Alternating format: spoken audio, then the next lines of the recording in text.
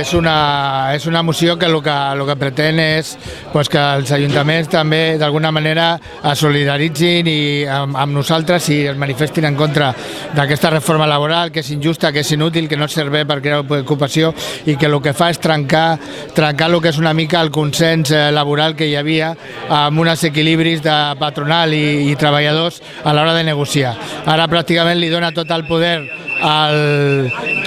a l'empresari, fins al punt de vista que el que farà és judicialitzar molt més les relacions laborals, haurà molta més conflictivitat i això no ho podem permetre perquè és un pas enrere de moltes dècades en aquest país. Per això també hem convocat la manifestació com a primera mesura de mobilització aquest diumenge a les 12 del migdia a Barcelona i des d'aquí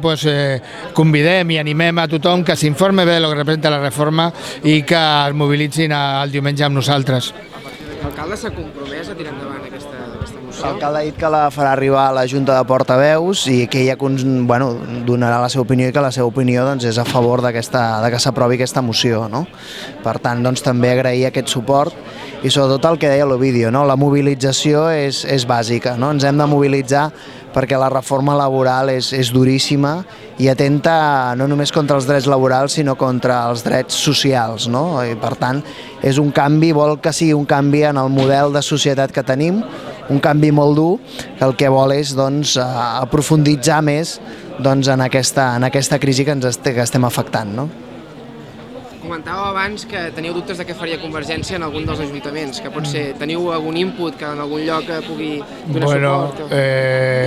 Inputs no, a veure, Convergència clarament s'ha posicionat a favor de la reforma, inclús el senyor Duran i Lleida, que és el portaveu del Parlament de Convergència, ha dit que encara hi ha coses que es poden tocar com el dret de vaga i creiem que majoritàriament Convergència estarà a favor. Ara, potser hi ha algun ajuntament que té un perfil, encara que sigui de Convergència, però més social i com a mínim potser ajudin a que la moció pugui sortir.